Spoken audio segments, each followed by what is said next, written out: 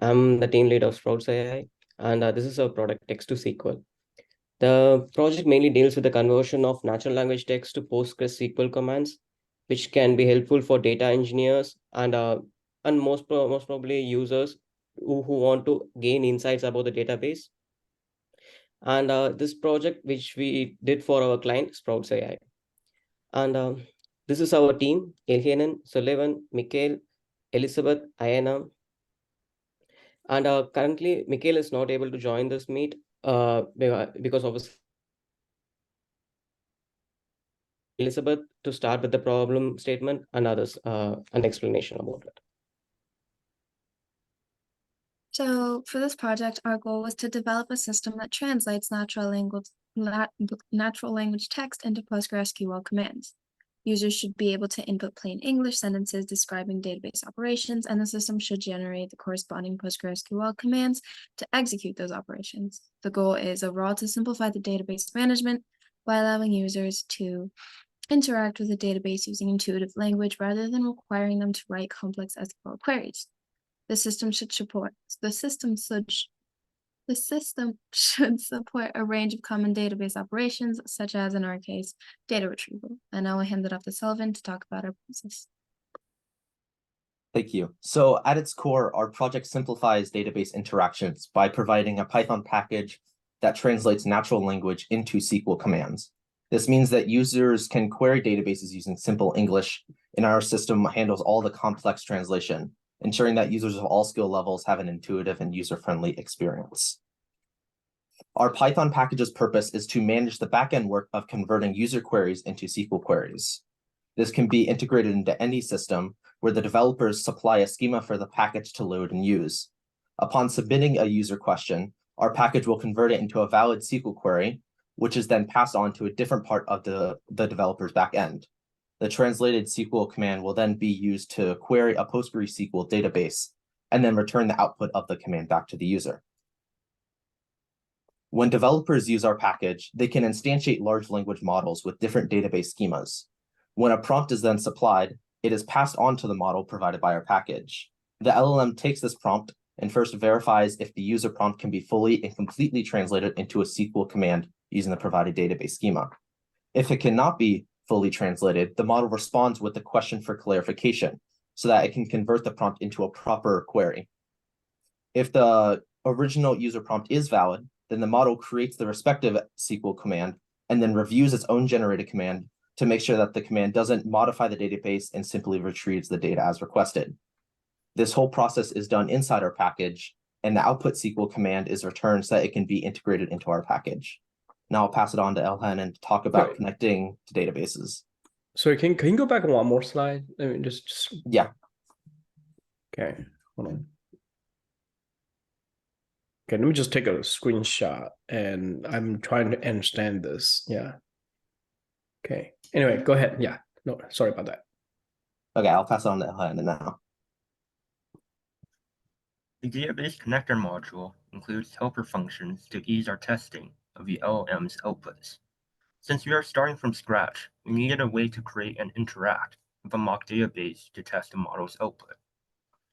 The purpose of this module was to facilitate these interactions with our test database, which was created using an online service called Supabase. In the module, there are 7 total functions. The primary function that a model uses is the execute command function. This function takes a SQL command as a string and executes it on a database, returning a query result or none. Functions 1 and 2 of the auxiliary functions are the create table function and the drop table function.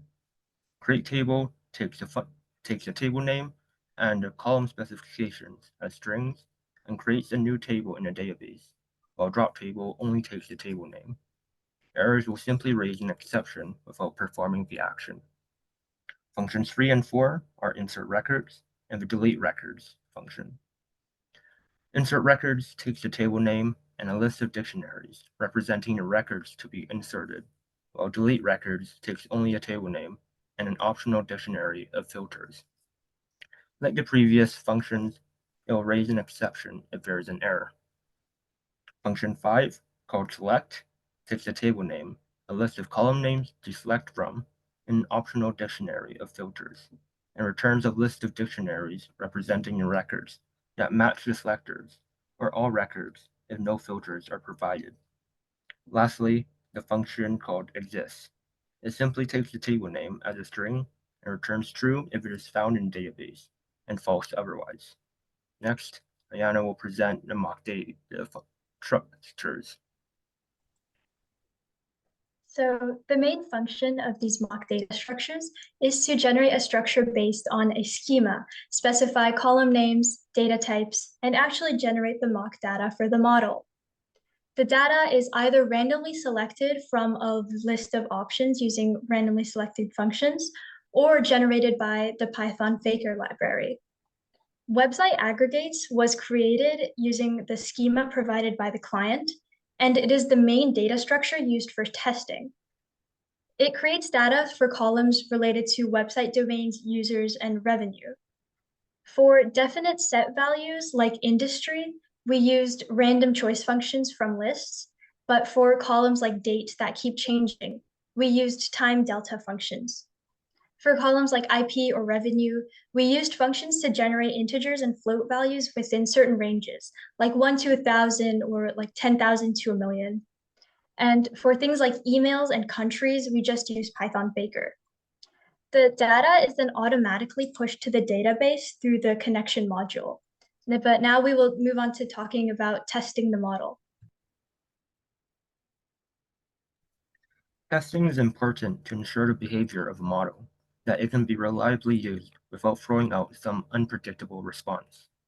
Our tests also helped us to understand how the LLM behaves in diverse use cases and under a variety of requests. Through our testing, it allowed us to discover where the LLM fails to give a proper response, so that we could fine-tune the prompts and polish the rough edges. We have 2 checkpoints in a prompt named as important note and guidelines, where we can add information to guide the LLM. For our use case, we use PyTest as our testing module. We have used 18 categories of test cases with 20 variants of inputs for each category.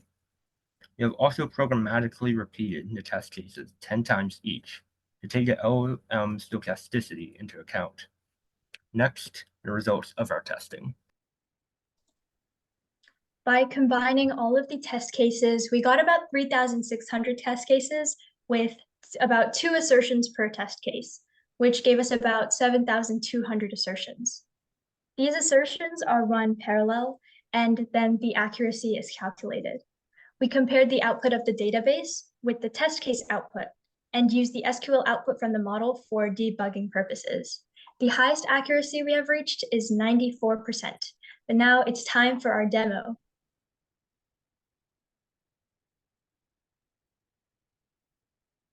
This is live. We can try it. So Like, we yeah. can, Yeah, we can it's talk. live. So Yes. I can post the link in chat real quick. No, don't do that yet. Like, Okay, okay. yeah. Okay. Let's give you guys a few chance, right? Meaning, the cases that's gonna work, right? Try that first, Yeah. and then I can play this. Yeah. All right. So this is a website created to demonstrate the workings of our package. As I said previously, our package is mainly a back-end development resource. So this is purely to demonstrate like the effects of our package and how useful it is and such. So if we go to the chatbot, on the left, you can see an input box for the database schema where you can supply any database schema or multiple databases.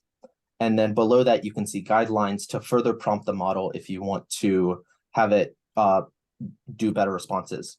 So for example, if you ask it for a slightly complicated response, like the total count of hits over a 30-day period for each domain, it will first check if the query is valid. In this case, it should determine that it is valid. And then along with that, after it determines that it's valid, it generates a SQL command and then outputs that to the user.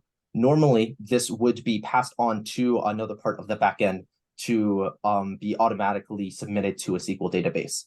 But in this case, we're just outputting it because we are not connected to a database.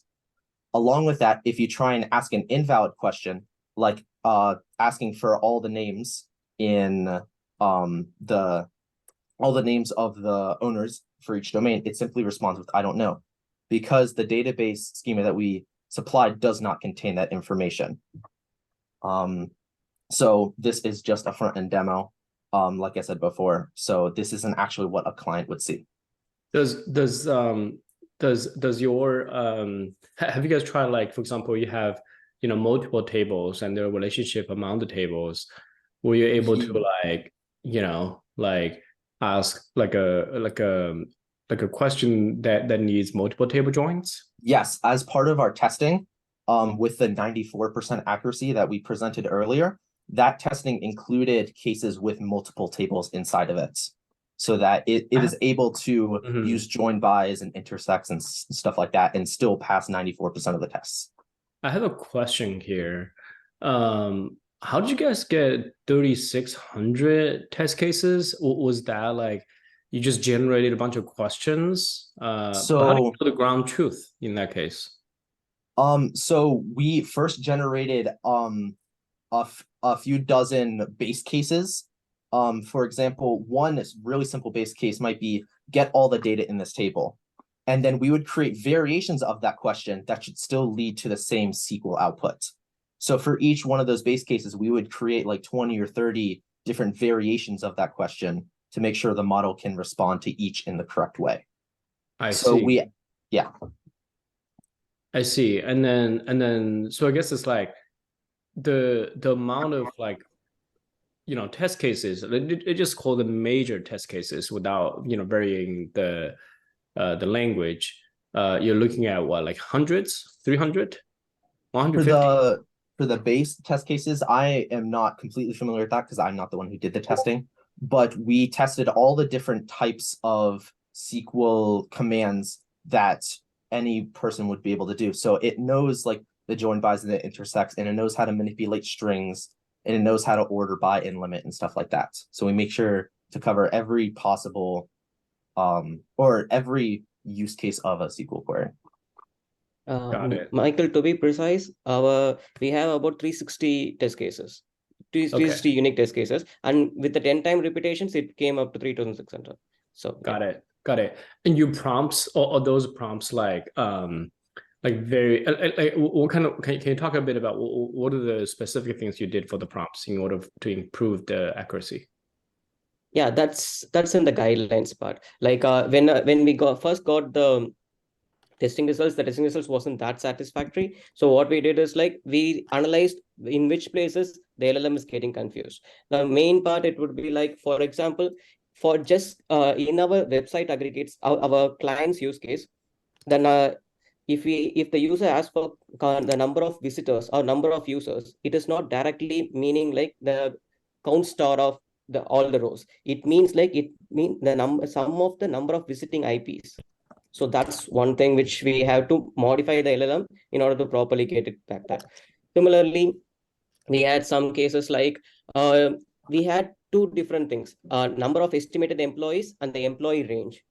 Whenever if a user asks like, give me all the companies with an employee range of 1,200, it should calculate with the estimated number of employees and not with the employee range, because employee name is a string in case of our schema. So that is a bit of adjustments we have to do in the guidelines part in order to get this accuracy. So that's how we brought up to here. Sorry.